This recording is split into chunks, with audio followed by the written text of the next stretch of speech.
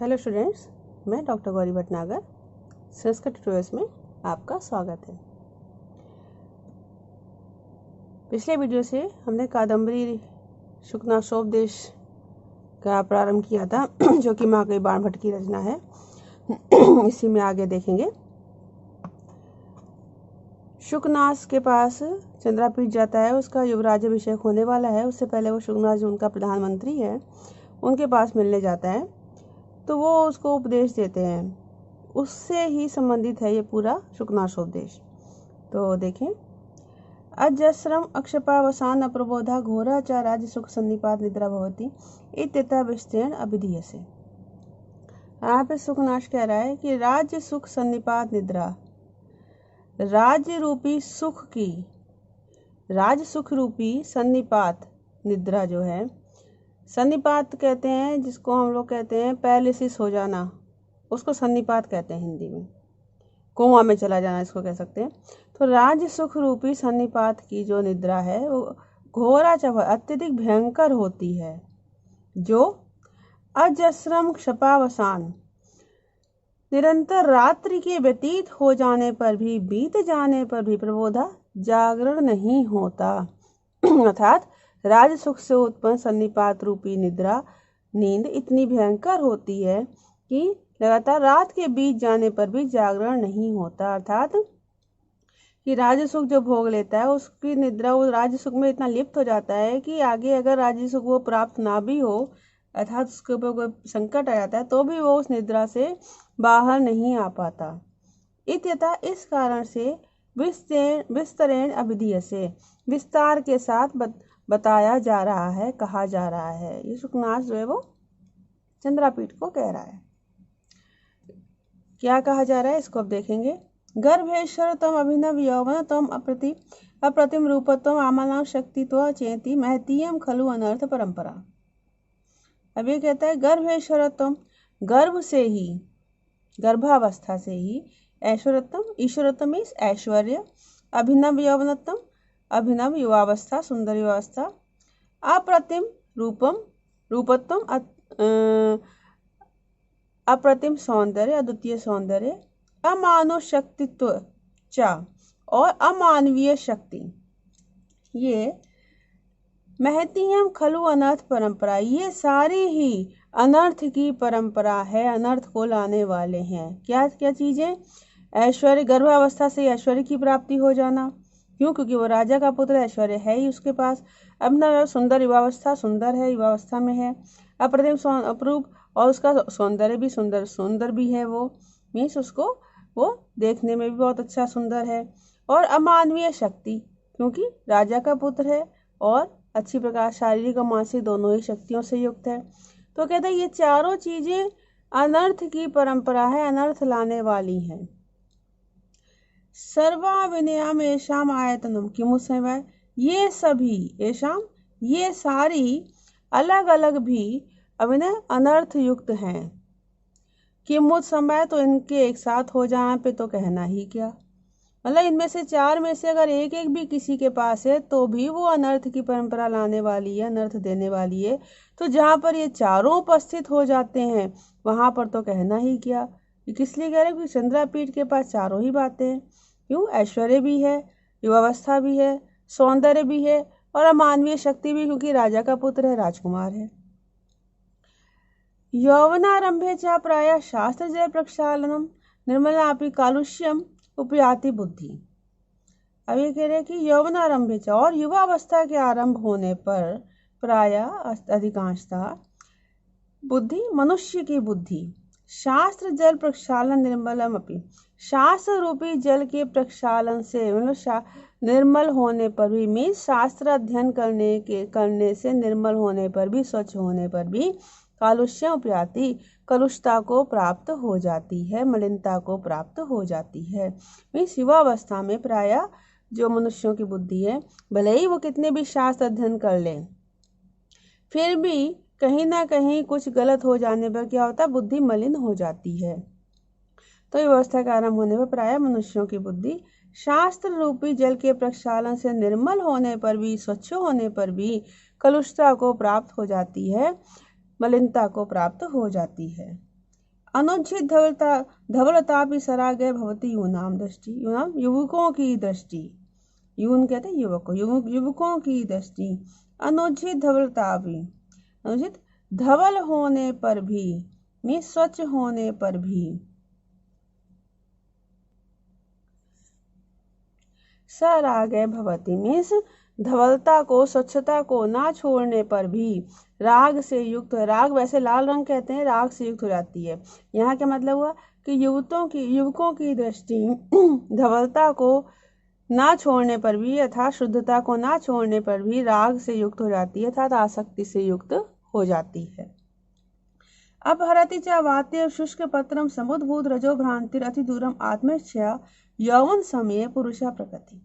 युवावस्था के समय में पुरुषा प्रकृति, पुरुष का स्वभाव, मनुष्य का स्वभाव रजो समुद्भूत, रजो गुण के उत्पन्न होने से भ्रांति, भ्रमित हो जाता है, और अति दूरम आत्मेच्छा, स्वेच्छा से अत्यधिक दूर तक अपहरति ले जाया जाता है।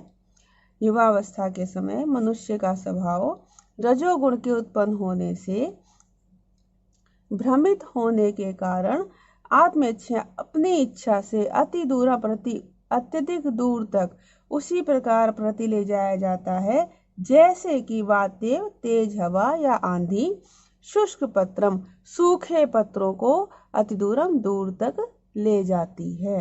ये मतलब युवावस्था के साथ पूर्व मनुष्य का स्वभाव रजोगुण के उत्पन्न होने से भ्रांति युक्त हो जाता है, भ्रम में पड़कर अपनी ही इच्छा से इतनी अत्यधिक दूर तक ले जाया जाता है, हरण करिए तो ले जाया जाता है। उसी प्रकार जैसे वातेव, आंधी या तेज हवा, शुष्क पत्रम अति दूरा प्रति, सूखे पत्तों को अत्यधिक दूर तक ले जाती है। इंद्रिय हरण हारणी च सत्यम अति दूरंतेयम उपभोग मृत तृष्णिका। अब यहाँ पे कह रहे हैं कि सत्यम अति दूरंतेयम उपभोग, सत्यम निरंतर, अत्यधिक दूरंतेयम अत्यधिक दुर्धर्ष, सत्यम अति दूरंतेयम निरंतर, अति दूरंतेयम दुखदायिनी, इयम उपभोग मृत तृष्णिका, यह विषय भोग रूपी मृग तृष्णा इंद्रिय हरिण, इंद्रिय रूपी हिरणों का हरण कर लेती है। मतलब कह रहे कि निरंतर, सत्यम निरंतर, अति दूरंतेयम निरंतर, अत्यधिक दुख देने वाली ये विषय भोग रूपी मृग तृष्णा इंद्रिय रूपी हिरणों का हरण कर लेती है। अब यहाँ हिरणों से युक्त क्यों कहा, जैसे कि मृग तृष्णा में हिरण को जो है वो भटकते रहते हैं, उन्हें पानी दिखता है लेकिन पानी होता नहीं है, भटकते रहते हैं। वैसे ही मनुष्य भी विषय भोग रूपी मृग तृष्णा भटकता रहता है कि वो वहाँ पे सुख मिलेगा, यहाँ सुख मिलेगा, लेकिन उसकी इंद्रियों को इन सब विषय भोगों में कोई सुख प्राप्त नहीं होता। नव यवन कषायिता आत्मनश्य सहिता निवसान्य विषय स्वरूपाणी आस्वाद्यमानानि मधुतराणि आपतंती मनसा। अब यहाँ पर कह रहे हैं कि कषायित, कषायित में कषाय जो 6 रस होते हैं उनमें से कषाय होता है एक, जैसे 6 प्रकार के रस माने गए हैं। अब यहाँ पर कह रहे हैं कि कषायित, जिस प्रकार से कषाय रस से युक्त जीव पर सलिल जल जो है मधुर तराणी आपतंती है, मधुर, अत्यधिक मधुर प्रतीत होता है। मीन्स कोई कसैला वस्तु, कसैला फल खा ले, उसका जल पीते हैं तो वो मधुर ना होने पर ही मधुर प्रतीत होता है। उसी प्रकार से नव यौवन वश मनसा, मन जो है वो अनेक काम क्रोध आदि विषय भोगों से युक्त, वासनाओं से युक्त मन विषय स्वरूपाणी आस्वादमान, विषय भोगों को आस्वाद मानानी अनुभूति करने के कारण, विषय भोगों के द्वारा अनुभूयमान होने से मधुर तराणी आपतंती कअधिक मधुर प्रतीत होता है। अर्थात जिस प्रकार से कषायित मीन्स कसैला पदार्थ खाने पर, कसैले रस से युक्त जीव पर सलिल जल मधुरतर अत्यधिक मीठा प्रतीत होता है, उसी प्रकार नव यौवन वश मन में भी विषय स्वरूपाणी, विषय भोग जो है वो आस्वाद माने अनुभूयमान होने के कारण महसूस होने के कारण, अनुभूति होने के कारण मधुतराणि आपतंती अधिक मधुर प्रतीत होते हैं। नाश्यति च दिग्मोग उन्माद प्रवर्तका पुरुषम अति आसंगो विशेषु। और दिग्मोग उन्माद, जिस प्रकार से दिशा का मोह मतलब दिशा रूपी मोह, दिशा के प्रति मोह उन्माद पर गलत मार्ग पर ले जाता है, में जहाँ दिशा का भ्रम हो जाता है, दिशा रूपी भ्रम गलत मार्ग पर ले जाता है, उसी प्रकार पुरुष को भी विषयों के प्रति अत्यधिक आसक्ति नाश की ओर ले जाती है, नष्ट कर देती है। तो जिस प्रकार से दिशा का मोह, दिशा का भ्रम गलत मार्ग पर ले जाता है, उसी प्रकार विषयों के प्रति मनुष्य की आसक्ति उसे नाश की ओर ले जाती है, उसको नष्ट कर देती है।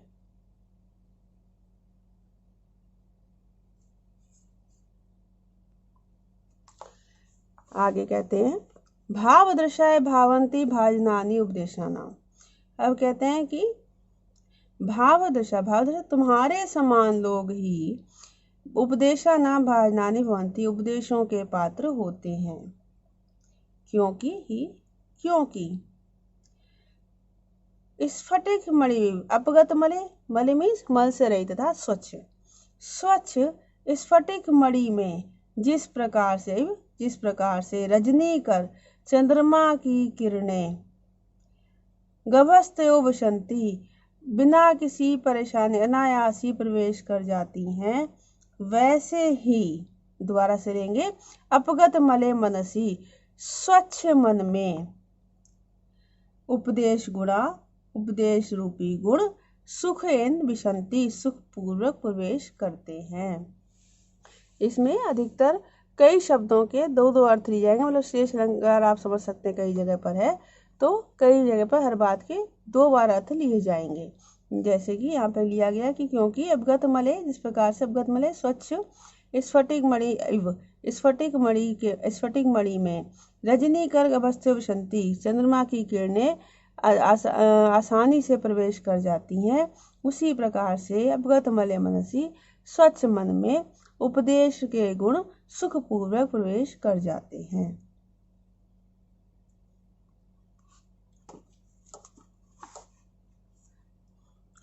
गुरु वचन मलयति सलिल में महद उपजनयति समर्षितम शूलम अवैस्य।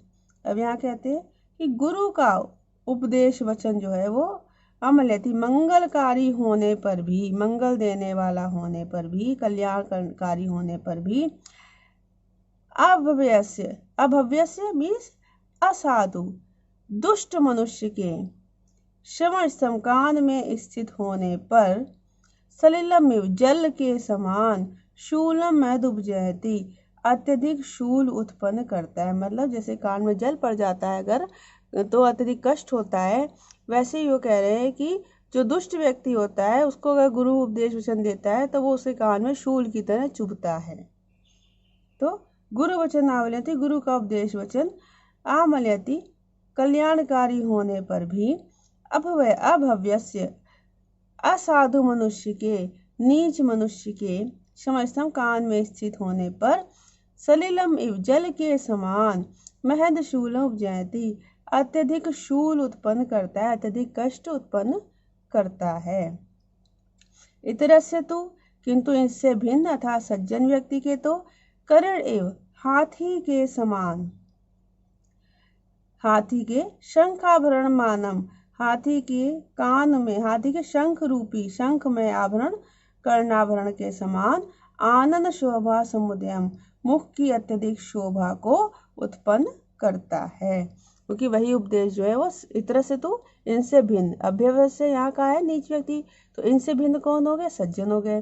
तो इनसे भिन्न व्यक्तियों को, सज्जन व्यक्तियों को तो हाथी के समान शंखाभरणम, जैसे कि हाथी के शंख में कर्णाभरण के समान, आनंद शोभा समुदयम मुख की शोभा को उत्पन्न करते हुए, अधिकतरम जयति बहुत अधिक सुशोभित करता है। इस वीडियो में इतना ही। साथ बने रहने के लिए धन्यवाद।